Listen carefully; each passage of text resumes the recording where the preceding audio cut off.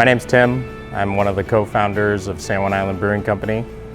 My name's Sean, Tim's brother, also one of the co-founders of the brewery. We're located right in the town of Friday Harbor on San Juan Island, about 3 blocks up from the ferry landing. We're a full-service brewery, restaurant too, so we're a brew pub. We started in 2017, in July of that summer. We really focus on classic traditional style beers, mostly old world ales and lagers. You may know us for our Outer Island IPA. It's definitely our most popular beer. Today we want to give you a behind the scenes look of how we produce beer here at San Juan Island Brewery. Today Jesse, our head brewer, is brewing the Harbor Hefeweizen, and we'll send it off to Jesse. Hi, my name is Jesse Visciglia. I'm one of the founders and the head brewer at San Juan Island Brewing Company. We opened just over 5 years ago, and we've been making a wide range of ales and lagers since that time. I'd like to talk specifically about the Harbor Hefeweizen. Most people just call it a Hef, since it's a German word that's often intimidating to pronounce. The Hef is a very unique beer. It's a beer that's made primarily with wheat. It's malted wheat, and wheat has more protein than barley does, and so it can make for a more complicated brew day. What you see behind me is the brew house that we have here at San Juan Island Brewing Company. It's a 3-vessel German style system. In the process of making beer with the brew house that you see behind me, effectively what happens is we take a starch source, which is wheat and barley. We run that through a mill to grind it up to reduce particle size so that the enzymes that are naturally present within those grains can easily access the starch that's available. In the mashing vessel, we combine the crushed wheat and barley, also known as the grist, with water of a very specific temperature so as to achieve a combined temperature of the water and the grist that maximally allows enzyme action. The enzyme action that we're trying to promote in this step is the conversion of starch into sugar, because yeast can metabolize sugar and they cannot metabolize starch. So that's step number 1. It's fairly normal for the Harbor Hefeweizen. The next step involves separating out solids from liquids. So if you imagine we combined crushed grain and water, we've created a porridge of the sorts. We need to separate out our liquid from the solids. The liquid is what we want to keep. The solids are what ultimately end up as compost or animal feed in some other cases. And this is where the Hef gets especially challenging. Wheat, unlike barley, does not have a husk on the outside, and brewers use the husk as a filtration medium to help separate solids from liquids. And so we actually end up adding rice hulls as a substitute for the husk that's lacking on the wheat. After we've sent the liquid, which is called wort, it's very sweet at this point, and in order to provide balance to our beer, we're going to have to add some bittering agents. Well, hops have been kind of top of the charts when it comes to bittering agents for the last few hundred years, and traditionally that's what has been used and have as the counterpoint to the sweetness of the wort that we've just created. So we'll boil for around 80 minutes. We'll add some hops. In order for the hops to be fully utilized, they have to be boiled. A process called isomerization takes place with the bittering alpha acids of the hops. Isomerization is a big word, maybe a little intimidating. It just means that through the heating process, there's a rearrangement of the elements that exist within the alpha acid compound, and doing so makes them more readily dissolvable in water, so we can actually impart those bitter agents into the beer.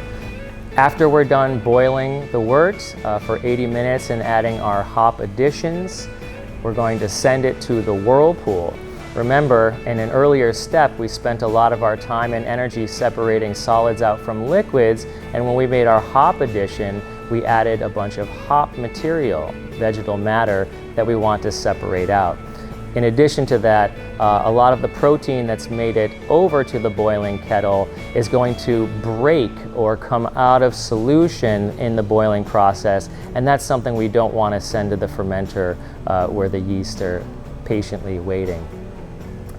So what we're going to do is utilize our third vessel, which is called the whirlpool, and just like the name suggests, we inject through a tangential port the boiled wort at a fairly high rate, usually around 50 or 60 gallons per minute.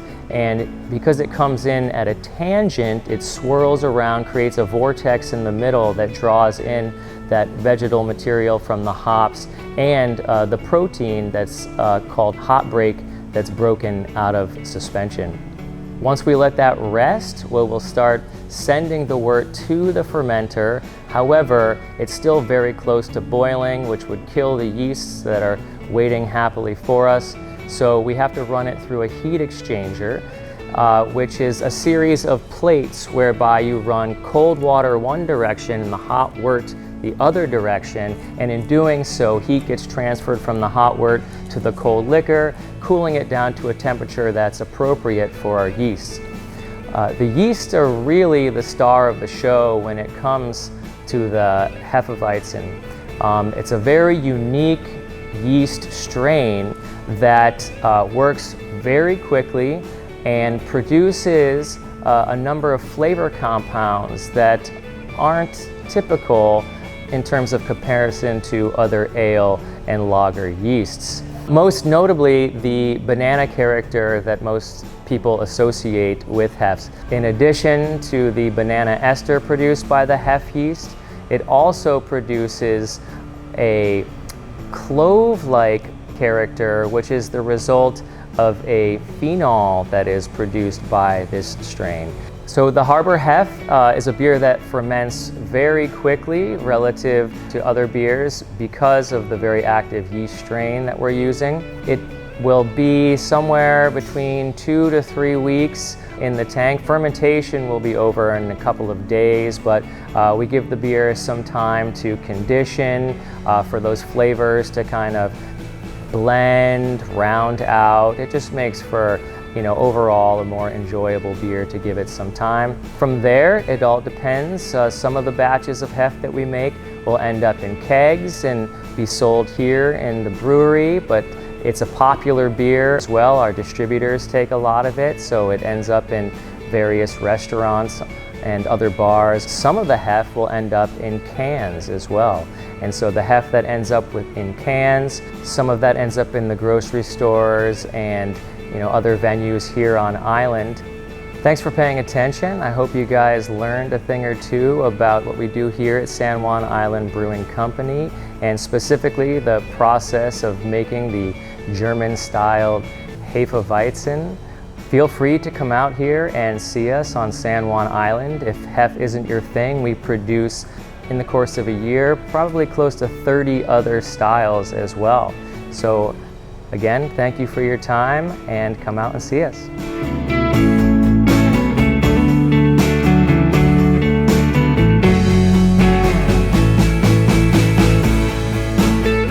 You can find our beer, if you are on San Juan Island, at many grocery stores, as in King's Market, Friday Harbor Marketplace, a few restaurants on the island as well. Out at Roach Harbor Resort, you can find our beer in the grocery store there, and as well as the Madrona Bar and Grill. Thank you guys for taking the time to take a look at how we produce beer here at San Juan Island Brewing Company. I hope you guys enjoyed the process and learned a little bit about how we do it on the island. We hope that you can come by someday and enjoy a cold beer here at the brewery or anywhere else, like we said, that it's served on San Juan. Thank you very much.